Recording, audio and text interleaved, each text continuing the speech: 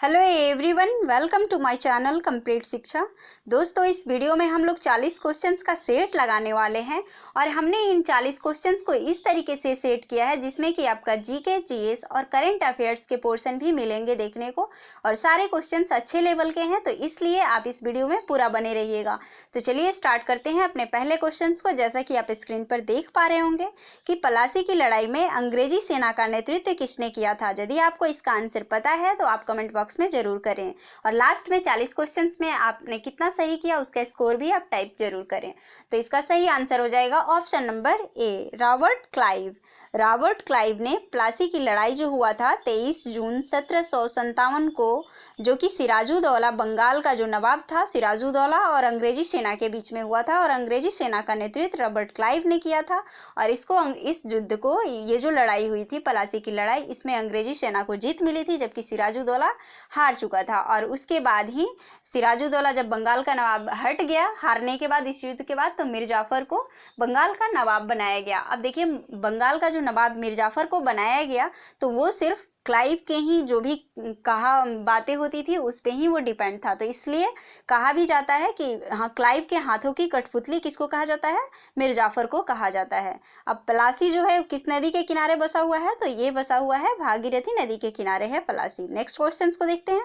Next question से, बंगाल का द्वैत शासन कब तक चला था? आपसे पूछा गया है कि बंगाल का द्वैत शासन जो लागू हुआ था, कब लागू हुआ था? तो 1765 में स्टार्ट हुआ था और वो कब तक चला था? 1765 से। तो ये चला था 1772 ईस्वी तक में। तो कब तक चला था? यहाँ सही आंसर हो जाएगा ऑप्शन नंबर बी, 1772। 65 से लेकर 72 में। अब इसको स्टार्ट किसने किया था? बंगाल में जो द्वैत शासन की शुरुआत किसके द्वारा की गई थी? तो ये रॉबर्ट क्लाइव के द्वारा ही किया गया था और इसको हटाया गया वारेन हेस्टिंग्स के द्वारा। कब? 1772 ईस्वी में ही द्वैत शासन का अंत कर दिया गया। इसके तहत क्या किया था? जो द्वैत शासन में क्या था कि बंगाल के लिए और बिहार के लिए दो अलग अलग जो लोग थे उनको बना दिया गया था। मेन जो कह सकते हैं आप राजा बना दिया गया था, मुखिया बना दिया गया था। तो बंगाल के लिए मोहम्मद रजा खां को और बिहार के लिए राजा सीताब राय को नियुक्त किया गया था। दीवान कह सकते हैं, उस समय के भाषा में इन्हें दीवान कहा जाता था। तो दो शासन हो गया था बंगाल और बिहार के लिए। तो इसको रॉबर्ट क्लाइव के द्वारा लागू किया गया था 1765 में और फिर इसे वारेन हेस्टिंग्स के द्वारा 1772 ईस्वी में हटा दिया गया था। तो आपको इस क्वेश्चन से इतनी सारी जानकारी को याद रखनी है और हम इस क्वेश्चन को अच्छे से डिस्क्राइब करते हैं ताकि आपका सारा डाउट्स क्लियर हो जाए। आप चाहे पढ़े हैं या नहीं पढ़े हैं तो आपका इससे सारा डाउट क्लियर होते रहे। तो चलिए देखते हैं नेक्स्ट क्वेश्चन को। नेक्स्ट क्वेश्चन से, सहायक संधि को स्वीकार करने वाला सबसे पहला भारतीय शासक कौन था? सहायक संधि जो कि किसके द्वारा लाया गया था? तो सहायक संधि को लागू किसने किया था? लॉर्ड वेलेस्ली के द्वारा लागू किया गया था। और यह कब किया था? तो 1798 ईस्वी में किया गया था। तो सहायक संधि को कब लाया गया था? 1798 ईस्वी में। और किसके द्वारा? तो ये लाया गया था लॉर्ड वेलेस्ली के द्वारा।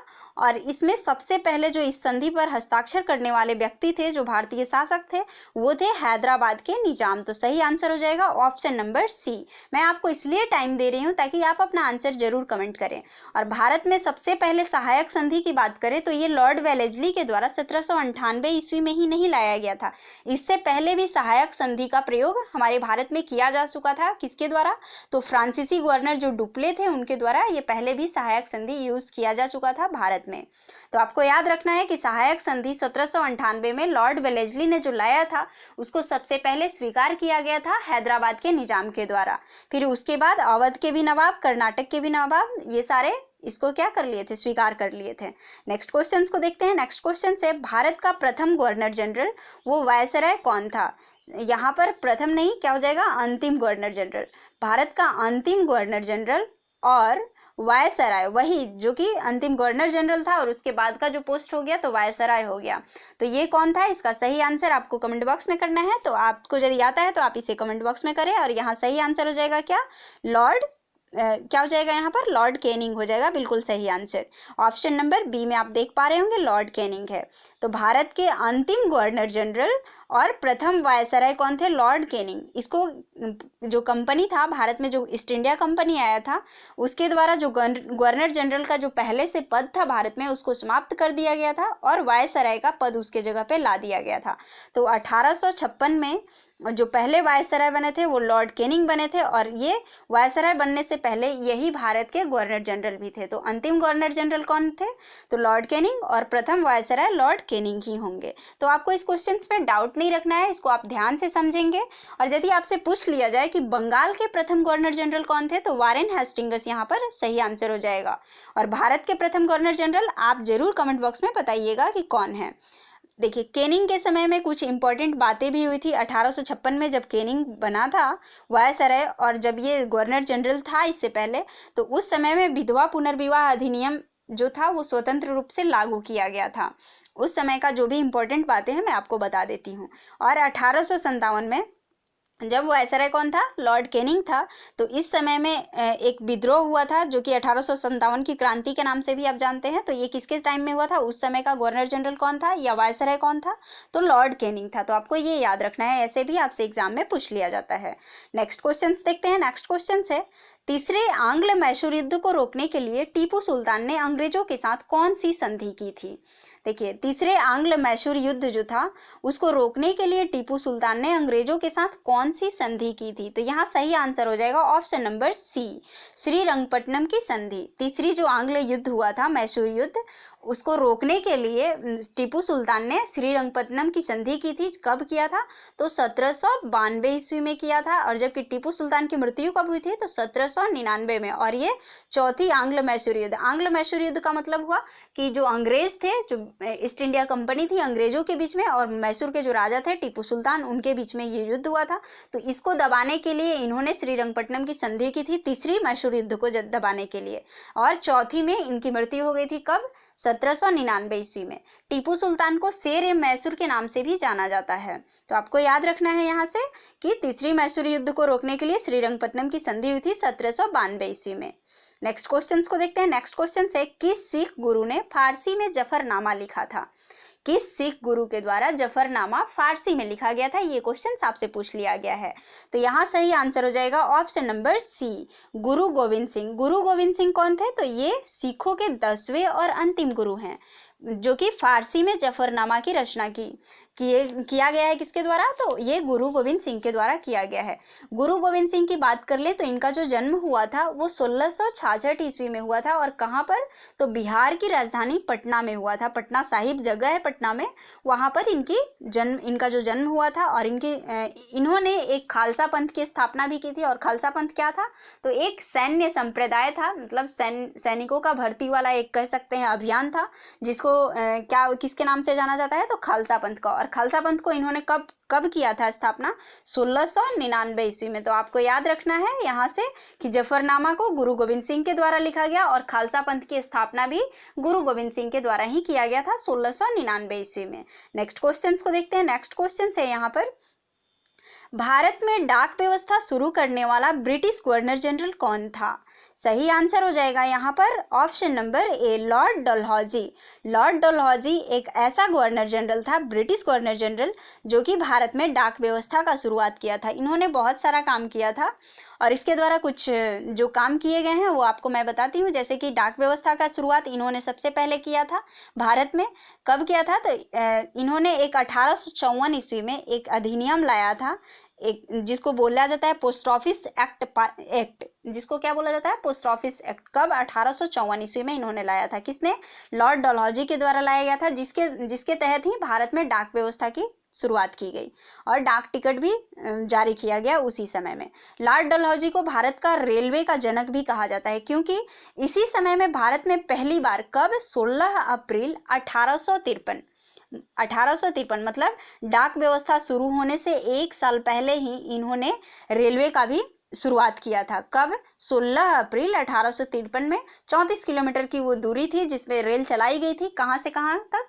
तो बम्बई से थाने के बीच में ये चलाया गया था, 34 किलोमीटर की दूरी। तो इसीलिए लॉर्ड डलहौजी को रेलवे का पिता भी कहा जाता है, रेलवे का पिता, रेलवे का जनक। नेक्स्ट क्वेश्चन, और इनके टाइम में, लॉर्ड डलहौजी के टाइम में एक और भी, ये जिससे सबसे ज़्यादा फेमस है, जिससे कहते हैं डॉक्ट्राइन ऑफ लैप्स, व्यपगत का सिद्धांत भी आप सभी जानते होंगे कि व्यपगत का सिद्धांत किसने लागू किया था, ये किसका था, तो लॉर्ड डलहौजी का ही था। और ये इन्होंने सबसे पहले, इसमें क्या था कि जो व्यक्तिगत का सिद्धांत था कि यदि कोई राजा है और उनका कोई भी पुत्र नहीं है तो उनका जो अधिकार क्षेत्र है, जितना क्षेत्र है, उनका जितना धन संपत्ति है, उस पर ये अधिकार कर लेंगे। तो ये था व्यक्तिगत का सिद्धांत। और इसमें सबसे पहले इन्होंने, जो अंग्रेज थे, जो लॉर्ड डलहौजी थे, इनके द्वारा व्यक्तिगत के सिद्धांत के अंतर्गत 17 जगह को क्या किया गया था, शामिल किया गया था। तो कब किया गया था, 1848 ईस्वी में, जो कि सतारा कहाँ पर है, महाराष्ट्र राज्य में स्थित है। तो आपको ये सभी याद रखने हैं। नेक्स्ट क्वेश्चन देखते हैं। नेक्स्ट क्वेश्चन है, सुगौली की संधि किसके बीच हुई थी? सुगौली की जो संधि हुई थी, जो कि 1816 ईस्वी में हुआ था, तो वो किसके किसके बीच में हुआ था? तो ये हुआ था 1816 में ईस्ट इंडिया कंपनी और नेपाल के बीच में हुआ था सुगौली की संधि। और इसमें अंग्रेज और गोरखा लोग जो थे, इनके बीच में हुआ था। और ये जो था सुगौली की संधि, इसके द्वारा जो नेपाल युद्ध था, जो ईस्ट इंडिया कंपनी और नेपाल युद्ध था, उसको खत्म करने के लिए सुगौली की संधि किया गया था। नेक्स्ट क्वेश्चन देखते हैं। नेक्स्ट क्वेश्चन है हमारा, किस सिख गुरु ने गुरु नानक की जीवनी लिखी थी? किस सिख गुरु के द्वारा गुरु नानक की जीवनी लिखी गई थी? ये क्वेश्चन आपसे पूछ लिया गया है। तो यहाँ देखिए, गुरु नानक जो कि सिखों के प्रथम और सिख जो संप्रदाय है उसके संस्थापक माने जाते हैं, गुरु नानक। और ये किसके द्वारा लिखा गया था? तो यहाँ सही ऑप्शन नंबर डी हो जाएगा। गुरु अर्जुन देव के द्वारा गुरु नानक की जयंती लिखी गई, गुरु नानक की जीवनी लिखी गई।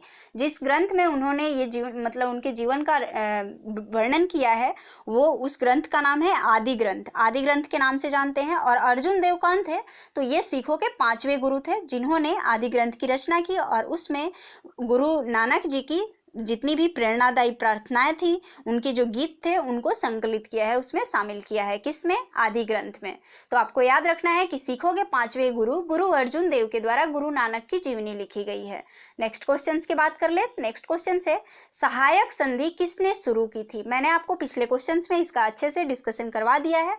तो यहाँ पर किसके द्वारा सहायक संधि शुरू किया गया था? तो सही आंसर हो जाएगा ऑप्शन नंबर, क्या हो जाएगा? ऑप्शन नंबर ए बिल्कुल यहाँ राइट आंसर हो जाएगा। लॉर्ड वेलेस्ली के द्वारा सहायक संधि की शुरुआत की गई थी। और कब किया गया था?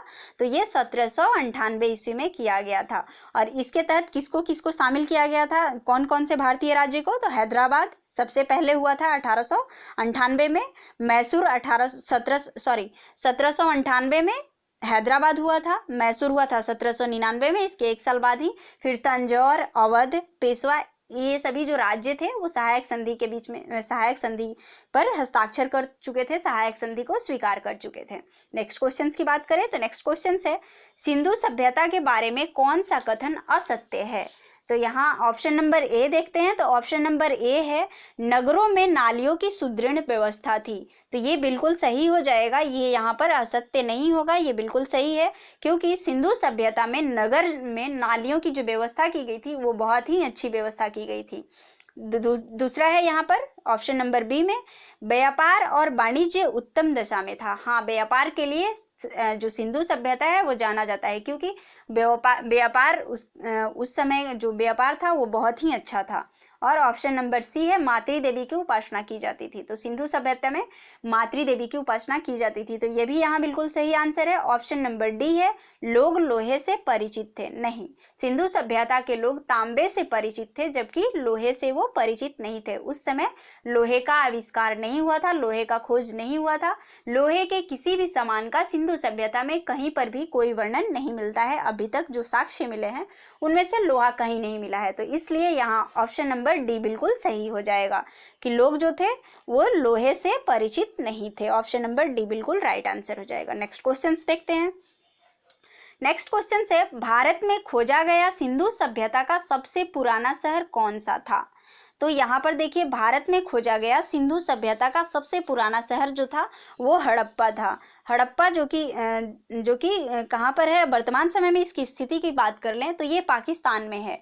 पाकिस्तान में मोंटगोमरी जिला में ये स्थित है। लेकिन जब ये खोजा गया था 1921 ईस्वी में, किसके द्वारा? दयाराम साहनी के द्वारा। तो उस समय भारत और पाकिस्तान दोनों कंबाइन थे, एक ही देश थे, तो इसलिए यहाँ पर सही आंसर ये आपका हड़प्पा ही होगा, क्योंकि भारत में सबसे पुराना जो शहर खोजा गया था, हड़प्पा खोजा गया था, कब? 1921 ईस्वी में दयाराम साहनी के द्वारा।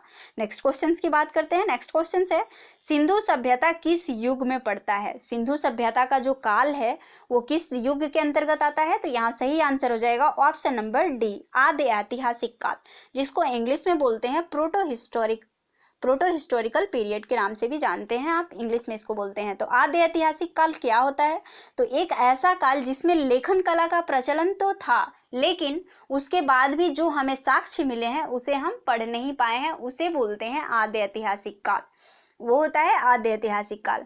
आदि ऐतिहासिक काल कैसा काल होता है कि लेखन कला के होने के बावजूद भी उसके जो साक्ष्य मिले लेख के, वो पढ़े नहीं जा सके। प्राग ऐतिहासिक काल एक होता है। तो प्राग ऐतिहासिक काल में क्या होता है? जिसमें कोई भी लिखित विवरण उपलब्ध ही नहीं हो। इसका मतलब ये हुआ कि उस टाइम लेखन का प्रचलन ही नहीं होगा, तो उसे कहते हैं प्राग ऐतिहासिक काल। और ऐतिहासिक काल क्या होता है?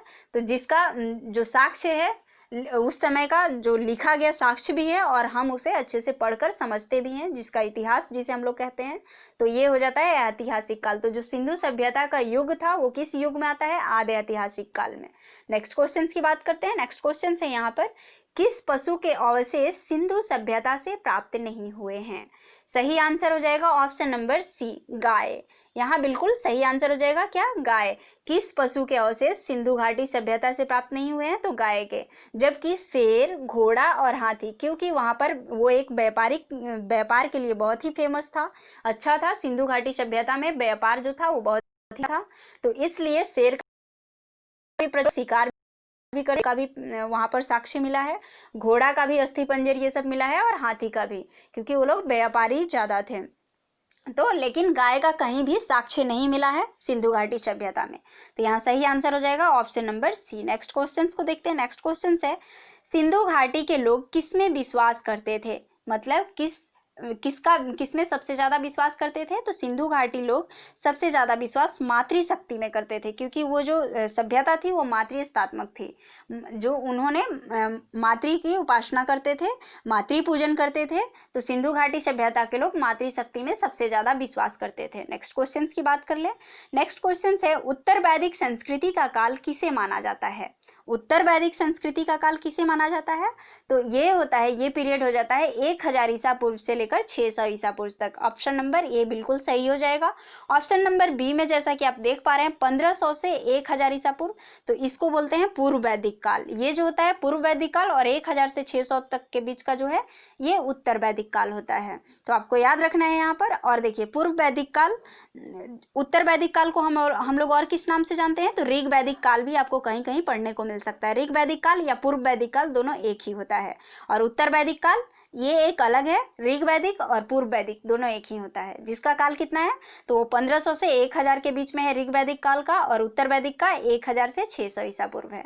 नेक्स्ट क्वेश्चन की बात कर ले यहाँ पर। नेक्स्ट क्वेश्चन है, मांडा किस के किनारे स्थित है? मांडा जो कि सिंधु एक स्थल है सिंधु सभ्यता का, तो ये जो है कहाँ पर किस नदी के किनारे स्थित है? तो ऑप्शन नंबर ए यहाँ पर बिल्कुल सही हो जाएगा, चेनाब नदी के किनारे स्थित है। और मांडा की जो स्थिति की बात करें तो वर्तमान समय में ये जम्मू कश्मीर में है, और ये सिंधु सभ्यता का सबसे उत्तरी स्थल भी था। कौन? मांडा जो था। कहीं कहीं आपको इसका मांदा भी देखने को मिल सकता है, तो आपको कंफ्यूज नहीं होना है, ये दोनों एक ही हैं, जो कि चेनाब नदी के किनारे है और वर्तमान समय में ये जम्मू कश्मीर में पड़ता है। नेक्स्ट क्वेश्चन की बात करें। नेक्स्ट क्वेश्चन है यहाँ पर, सिंधु घाटी स्थल कालीबंगन किस राज्य में है? सिंधु घाटी का एक स्थल था कालीबंगन, जिसका अर्थ है काले रंग की चूड़ियां। तो कालीबंगन जो है वो किस राज्य में पड़ता है वर्तमान समय में? इसकी जो स्थिति है कालीबंगन की वो राजस्थान है। ऑप्शन नंबर सी यहाँ बिल्कुल सही हो जाएगा। अब बात कर ले यहाँ पर, लोथल जो है वो किस राज्य में पड़ता है? तो लोथल गुजरात में होता है, गुजरात में है। वर्तमान समय में उसकी स्थिति कहाँ है? गुजरात राज्य में है। तो कालीबंगन राजस्थान में है, तो आपको याद रखना है यहाँ पर। और मांदा जो है जम्मू कश्मीर में है। नेक्स्ट क्वेश्चन है यहाँ पर, रेगुलेटिंग एक्ट कब पारित किया गया था? रेगुलेटिंग एक्ट जो था वो कब पारित किया गया था? तो ऑप्शन नंबर ए बिल्कुल यहाँ पर सही हो जाएगा।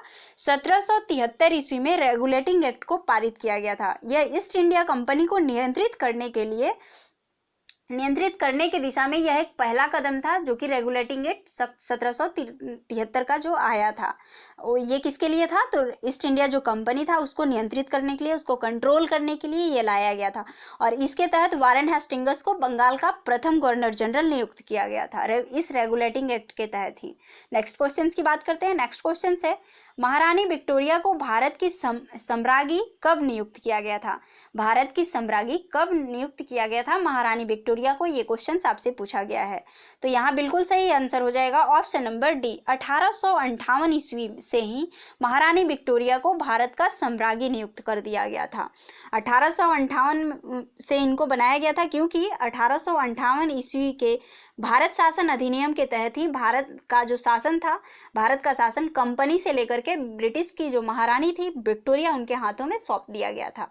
और इस अधिनियम के तहत ही भारत के गवर्नर जनरल का नाम बदल करके वायसराय कर दिया गया था, जिसमें कि लॉर्ड कैनिंग उस समय क्या थे? गवर्नर जनरल थे, जबकि उनको ही पहला वायसराय बना दिया गया। और इस समय के गवर्नर जनरल, जैसा कि मैंने आपको अभी बताया कि प्रथम वायसराय कौन बन गए? तो लॉर्ड कैनिंग बन गए थे। तो आपको याद रखना है कि महारानी विक्टोरिया जो थी भारत का बागडोर अपने हाथों में कब ली थी? तो 1858 में, मतलब 1857 की क्रांति के बाद में 1858 में उन्होंने कंपनी से जितना भी कंपनी के पास कंट्रोल था वो सबको कहाँ पर? विक्टोरिया के डायरेक्ट हाथों में चला गया, रानी के हाथों में डायरेक्ट चला गया, ब्रिटिश की जो रानी थी। नेक्स्ट क्वेश्चन की बात करते हैं। नेक्स्ट क्वेश्चन है, विद्युत प्रवाह को किस उपकरण द्वारा मापा जाता है? विद्युत प्रवाह, इलेक्ट्रिक करंट, जिसको इंग्लिश में बोलते हैं इलेक्ट्रिक करंट। तो उसको किससे मापा जाता है, किससे मेजर किया जाता है? तो वो किया जाता है आमीटर के द्वारा किया जाता है, आमीटर से किया जाता है। और ये इसको किस में मेजर किया जाता है, किस यूनिट में? तो एम्पियर में मापा जाता है। बात कर ले छोटे छोटे विद्युत धारा को, विद्युत धारा जो होती है उसको किससे मापा जाता है? तो गैल्वेनोमीटर से मेजर किया जाता है। जबकि बड़ी धाराओं को मापना हो तो उसके लिए हम लोग आमीटर का यूज करते हैं। नेक्स्ट क्वेश्चन है, एक परमाणु के अंदर प्रोटॉन और न्यूट्रॉन क्यों बंधे रहते हैं? कोई भी परमाणु होता है उसके अंदर प्रोटॉन और न्यूट्रॉन होते हैं उसके नाभिक में, तो प्रोटॉन और न्यूट्रॉन जो होते हैं वो क्यों बंधे रहते हैं? तो यहाँ सही आंसर हो जाएगा ऑप्शन नंबर सी, मजबूत परमाणु बल, जो स्ट्रॉन्ग न्यूक्लियर फोर्स होता है उसके कारण ही ये नाभिक के अंदर प्रोटॉन और न्यूट्रॉन पूरे एक दूसरे से क्या होते हैं? बंधे रहते हैं।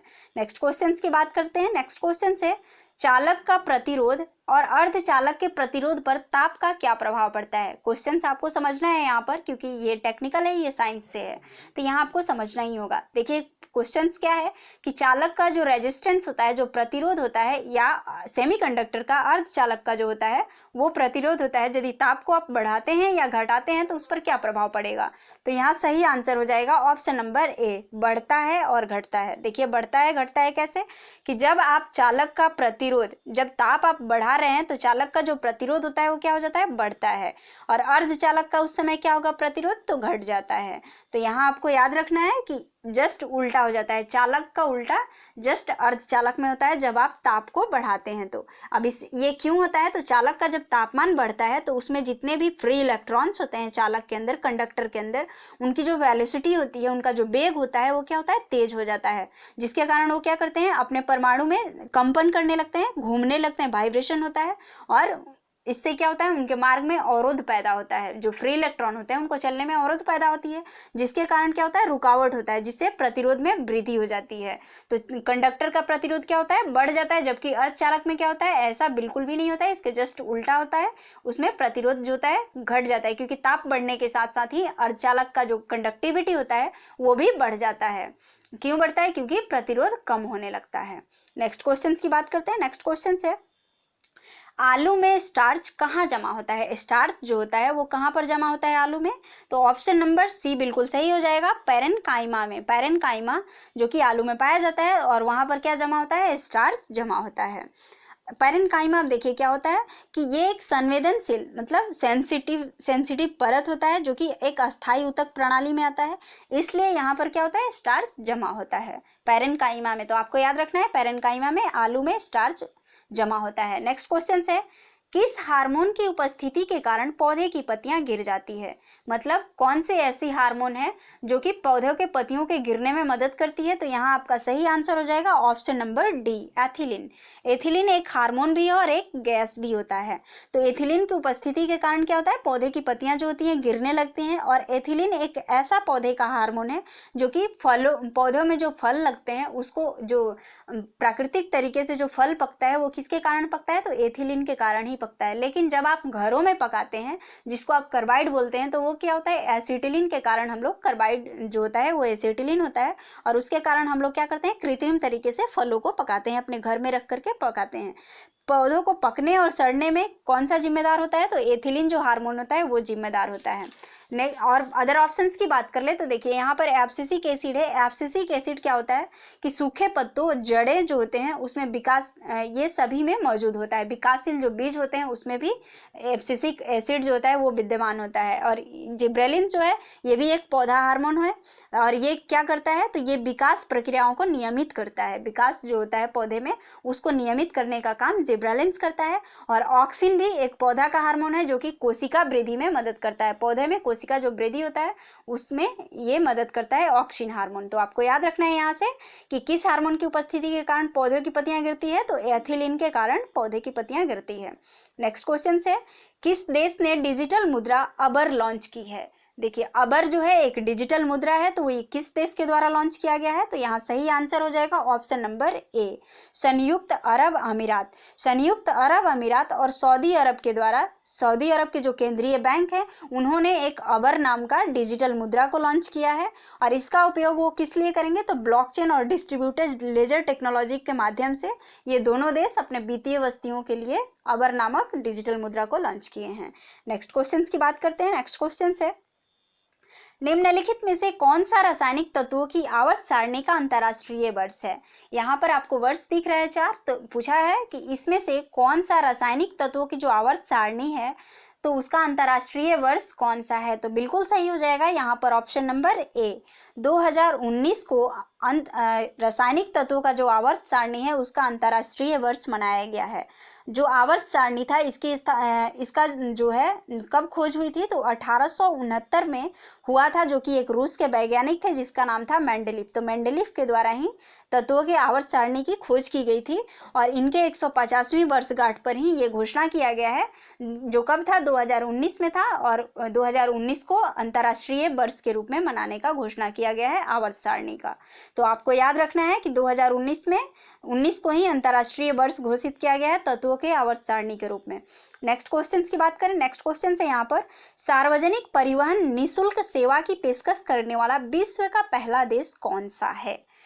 यहाँ क्वेश्चन है कि जो सार्वजनिक सेवा होती है, जो परिवहन सेवा होती है, जो बस का होता है, तो ये सब कौन सा ऐसा देश है जो फ्री कर दिया है? तो फ्री करने वाला विश्व का पहला देश कौन बन गया है? लग्जमबर्ग।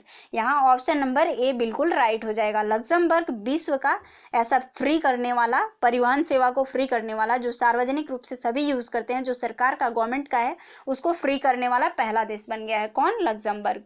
तो आपको याद रखना है। नेक्स्ट क्वेश्चन करते हैं। नेक्स्ट क्वेश्चन है, भारत अपने पहले G20 शिखर सम्मेलन की मेजबानी कब करेगा? G20 शिखर की मेजबानी, पहला G20 शिखर है भारत के लिए। तो ये क्वेश्चन आपके एग्जाम के पॉइंट ऑफ व्यू से ऐसे ही इंपॉर्टेंट हो जाता है। तो ये भारत जो है कब करेगा G20 शिखर का सम्मेलन का मेजबानी कब करेगा? तो यहाँ ऑप्शन नंबर सी बिल्कुल सही हो जाएगा। 2022 में भारत मेजबान देश है किसके लिए? G20 शिखर सम्मेलन के लिए। G20 शिखर सम्मेलन का 2022 में मेजबान कंट्री है भारत। और उस समय भी 2022 में भारत अपना स्वतंत्रता दिवस का 75वीं वर्षगांठ भी मनाएगा, और इसी समय वो शिखर सम्मेलन, पहला G20 शिखर सम्मेलन की मेजबानी भी करेगा। G20 की बात कर लें तो G20 में कितने मेंबर कंट्री होते हैं? तो 19 देशों का सदस्य होता है, और एक होता है यूरोपीय संघ। तो इसलिए यहाँ पर 20 देश आप नहीं बोल सकते हैं, ग्रुप ऑफ 20 जरूर है, लेकिन यहाँ पर 19 देश ही हैं, और एक कौन है? तो एक है यूरोपीय संघ है। तो इसमें 19 देश और एक यूरोपीय संघ है, और इन सभी के जो यूरोपीय संघ की जो सरकारें हैं और ये जो 19 देश हैं, इनके सभी केंद्रीय बैंक के जो गवर्नर होते हैं, इसके लिए ये एक अंतर्राष्ट्रीय मंच है, इसमें सभी भाग लेते हैं। कौन कौन? तो यूरोपीय संघ की सरकार और केंद्रीय बैंक के जो गवर्नर होते हैं। और 2019 की बात कर लें तो 2019 में मेज़बान कंट्री था जापान। 2020 में है सऊदी अरब को मिला है मेज़बानी G20 शिखर सम्मेलन का, और 2021 के लिए मेज़बानी करेगा इटली, और 2022 में भारत का नंबर है। तो इससे याद रखना है आपको कि पहली बार G20 शिखर सम्मेलन की मेज़बानी भारत 2022 में करेगा। नेक्स्ट क्वेश्चन की बात करें, नेक्स्ट क्वेश्चन है यहाँ पर, किस शहर को आर्किटेक्चर की पहली यूनेस्को विश्व राजधानी घोषित किया गया है? तो किस शहर को आर्किटेक्चर की पहली यूनेस्को विश्व राजधानी घोषित किया गया है? तो यहाँ सही आंसर हो जाएगा option number A, Rio de Janeiro. Rio de Janeiro जो शहर है उसको विश्व की राजधानी किस क्षेत्र में? तो आर्किटेक्चर की पहली विश्व राजधानी घोषित किया गया है यूनेस्को के द्वारा। अब रियो डी जेनेरियो जो है वो 2020 के लिए वास्तुकला की, जो आर्किटेक्चर है उसको हिंदी में वास्तुकला बोलते हैं, तो वास्तुकला की विश्व राजधानी बन गया है कौन? Rio de Janeiro. Next question की बात कर लेते हैं। नेक्स्ट क्वेश्चन है, निम्नलिखित में से कौन सा भारत का सबसे भारी संचार उपग्रह है? यहाँ पर 4 उपग्रह के नाम दिए गए हैं, तो इसमें से आपसे पूछा गया है कि कौन सा सबसे भारी संचार उपग्रह है? तो यहाँ हो जाएगा ऑप्शन नंबर ए बिल्कुल सही हो जाएगा, GSAT-11। GSAT-11 जो है वो सबसे भारी संचार उपग्रह है भारत का, और इसका जो वजन है वो 5854 kg है। कितना? 5854 किलो का है। कौन सा? GSAT-11। और इसे कहाँ से लॉन्च किया गया है? तो फ्रेंच गुयाना के कॉरी लॉन्च बेस से लॉन्च किया गया है। और यह जो उपग्रह है वो भारतीय मुख्य भूमि और द्वीपों का उपयोगकर्ताओं के लिए उच्च डेटा कनेक्टिविटी प्रदान करने के लिए इसको लॉन्च किया गया है। किसको? GSAT-11 को। नेक्स्ट क्वेश्चन की बात करते हैं। नेक्स्ट क्वेश्चन है यहाँ पर, देश का 25वां उच्च न्यायालय कहाँ स्थित है? तो देश का जो 25वां उच्च न्यायालय बना है वो कहाँ पर बना है? तो इसका सही आंसर हो जाएगा कहाँ? अमरावती, जो कि किस राज्य में है? तो आंध्र प्रदेश राज्य में पड़ता है, अमरावती आंध्र प्रदेश में। नेक्स्ट क्वेश्चन है यहाँ पर, भारत का पहला गेमिंग विश्वविद्यालय कहाँ स्थित है? तो भारत का पहला जो खेल विश्वविद्यालय बना है वो कहाँ बना है? तो ये भी बना है आपका आंध्र प्रदेश राज्य में। कहाँ बना है? आंध्र प्रदेश में। खेल विश्वविद्यालय कहाँ बनाया गया है? तो आंध्र प्रदेश राज्य में बनाया गया है, जो कि भारत का पहला खेल विश्वविद्यालय है। नेक्स्ट क्वेश्चन देखते हैं। नेक्स्ट क्वेश्चन है, किसने भारत की पहली जैव ईंधन उड़ान भरी है? इसमें से आपको बताना है कि कौन सा ऐसा विमान है जिसने जैव ईंधन से पहली बार भारत में उड़ान भरा है। तो यहाँ सही आंसर हो जाएगा आपका स्पाइस जेट का Q400 नाम है उसका। क्या नाम है? स्पाइस जेट, जो कि ऑप्शन नंबर डी में है यहाँ पर। स्पाइस जेट Q400, उस विमान का क्या नाम है? Q400, जो कि जैव ईंधन से उड़ान भरने वाला भारत का पहला विमान है। और इसमें जो बायोफ्यूल का यूज़ किया गया है जैव ईंधन का, तो उसको किससे बनाया गया है? तो जैट्रोफा के बीज से बनाया गया है। जैट्रोफा एक पौधा होता है, उसके बीज से बायोडीजल, उसके बीज से ही बनाया गया है वो बायोफ्यूल, जिसका उपयोग करके स्पाइस जेट का Q400 उड़ान भरा है, और ऐसा करने वाला भारत का पहला जैव ईंधन विमान बन गया है। नेक्स्ट क्वेश्चन देखते हैं। नेक्स्ट क्वेश्चन है, मानव अधिकारों के लिए समर्पित दुनिया का पहला टेलीविजन चैनल कहाँ लॉन्च किया गया था? मानव अधिकार दिवस कब मनाते हैं हम लोग? इस क्वेश्चन से आपसे याद रखना है। तो वो मनाते हैं हम लोग 10 दिसंबर को। और उससे समर्पित मतलब मानव अधिकार के लिए जो समर्पित है दुनिया का पहला टेलीविजन चैनल, वो कहाँ से लॉन्च किया गया है? तो इसका सही आंसर है ऑप्शन नंबर ए, लंदन से ये लॉन्च किया गया है। और उस पर क्या बताया गया है? तो ये जो है एक वेब आधारित चैनल है, और उस पर क्या बताया जाएगा? तो जितने भी मानव अधिकार के मुद्दे होंगे वही उस पर दर्शकों को दिखाए जाएंगे। और उसमें कौन कौन से कंट्री हैं? तो यूरोप है, अमेरिका है, और भी 20 से भी अधिक देश जो है इसमें शामिल है। मानव अधिकार के जो चैनल टेलीविजन कास्ट किया गया है, जो चैनल बनाया गया है, वो कहाँ से लॉन्च किया गया है? तो वो ये लंदन से किया गया है। नेक्स्ट क्वेश्चन है यहाँ पर, मिट्टी के अध्ययन को क्या कहा जाता है? सही आंसर हो जाएगा यहाँ पर ऑप्शन नंबर बी, पेडोलॉजी। मिट्टी के अध्ययन को जिस शाखा में मिट्टी का अध्ययन किया जाता है उसे बोलते हैं हम लोग पेडोलॉजी। यहाँ देखिए ऑस्टियोलॉजी है, तो ऑस्टियोलॉजी से में हम लोग किसका अध्ययन करते हैं? तो ऑस्टियोलॉजी में हड्डियों का अध्ययन किया जाता है। और रेनोलॉजी में नाक गुहा का अध्ययन किया जाता है, जबकि एंथोलॉजी में किसका अध्ययन किया जाता है? तो फूलों का अध्ययन होता है, एंथोलॉजी। नेक्स्ट क्वेश्चन देखते हैं। नेक्स्ट क्वेश्चन है यहाँ पर, विद्युत चुंबकीय स्पेक्ट्रम, जो विद्युत चुंबकीय स्पेक्ट्रम होता है उसकी तरंगदैर्घ्य की जो सीमा है वो किसके बीच होती है? तो यहाँ बिल्कुल सही आंसर हो जाएगा ऑप्शन नंबर सी, 3900 एंगस्ट्रम से लेकर के 7800 एंगस्ट्रम के बीच में होता है। किसका? चुंबकीय, विद्युत चुंबकीय जो स्पेक्ट्रम होता है उसकी जो तरंगदैर्घ्य की सीमा होती है वो 3900 एंगस्ट्रम से लेकर के 7800 एंगस्ट्रम के बीच में होता है। प्रकाश ऊर्जा का एक रूप होता है जिसे कि विद्युत चुंबकीय तरंगों के रूप में क्या किया जाता है, प्रसारित किया जाता है। तो प्रकाश भी जो है वो क्या है, विद्युत चुंबकीय तरंग ही होता है। नेक्स्ट क्वेश्चन की बात कर ले। नेक्स्ट क्वेश्चन है यहाँ पर कौन सा ऑपरेटिंग सिस्टम नहीं है। तो यहाँ पर बिल्कुल सही आंसर हो जाएगा ऑप्शन नंबर सी। बेसिक जो है वो क्या है, एक ऑपरेटिंग सिस्टम नहीं है। ये क्या होता है, बेसिक जो है वो हाई लेवल एक प्रोग्रामिंग लैंग्वेज होता है। तो आपको याद रखना है कि यहाँ जो बेसिक है ऑपरेटिंग सिस्टम नहीं है, जबकि डॉस, उबंटू और मैक ओएस एक्स जो है ये सभी क्या है, ऑपरेटिंग सिस्टम है। नेक्स्ट क्वेश्चन की बात करते हैं। नेक्स्ट क्वेश्चन है यहाँ पर, जब कंप्यूटर ऑन किया जाता है और ऑपरेटिंग सिस्टम हार्ड डिस्क से मेन मेमोरी में लोड हो जाता है, मुख्य मेमोरी में लोड हो जाता है, तो उसे क्या कहते हैं। तो इसको आप कहते हैं, क्या कहते हैं इसको, ऑप्शन नंबर ए यहाँ सही हो जाएगा, बूटिंग उसको कहते हैं। तो बूटिंग में क्या होता है कि देखिए, जब हम लोग कंप्यूटर को आप सभी देखे होंगे कि जब आप कंप्यूटर को टर्न ऑन करते हैं, स्टार्ट करते हैं, तो वो तुरंत स्टार्ट नहीं हो जाता है। उसको स्टार्ट करने में थोड़ा सा वो टाइम लेता है, प्रोसेसिंग करता है। तो उस टाइम में जो वो प्रोसेसिंग करता है वो क्या चेक करता है, तो जितने भी ऑपरेटिंग सिस्टम है, जितने भी ऑपरेटिंग सिस्टम होते हैं वो हार्ड डिस्क से मेन मेमोरी में लोड होता है और मतलब सबसे रेडी करता है कि ये स्टार्ट होने के लिए रेडी है या नहीं। तो वो जो टाइम होता है उसी को हम लोग क्या बोलते हैं, बूटिंग बोलते हैं। तो इस प्रोसेस को ही हम लोग क्या बोलते हैं, बूटिंग बोलते हैं। तो आपको याद रखना है कि जब कंप्यूटर ऑन किया जाता है तब ऑपरेटिंग सिस्टम हार्ड डिस्क से मेन मेमोरी में लोड होता है, तो उसे हम लोग बूटिंग कहते हैं। नेक्स्ट क्वेश्चन की बात कर लेते हैं। नेक्स्ट क्वेश्चन है एंड लास्ट क्वेश्चन है आपका, निर्वात में प्रकाश की गति कितनी होती है। तो निर्वात में प्रकाश की गति कितनी होती है, सबसे ज्यादा होती है 3 × 10⁸ मीटर पर सेकेंड होता है। और निर्वात में प्रकाश की गति सबसे ज्यादा होती है। प्रकृति में जितने सारे भी व्याप्त हैं, इन सबसे ज्यादा प्रकाश की ही गति होती है निर्वात में। तो आज के लिए बस इतना ही। आपको ये यदि हमारी वीडियोस अच्छी लगती है तो आप इसे लाइक करें, और आप इस वीडियोस को यदि डाउनलोड करना चाहते हैं, आप इस वीडियोस को PDF फाइल को डाउनलोड करना चाहते हैं, तो आप हमारे टेलीग्राम चैनल से जुड़ जाइए, जिसका लिंक आपको डिस्क्रिप्शन में मिल जाएगा। और आप इसको ज़्यादा से ज़्यादा शेयर करें, अपने दोस्तों के साथ भी शेयर करें, जिससे कि हमसे ज़्यादा से ज़्यादा लोग जुड़ पाएँ और इसका फ़ायदा ले पाएँ। और साथ ही आप लोग लाइक करते हैं तो उससे मोटिवेशन मिलता है, तो लाइक ज़रूर करें। Thank you.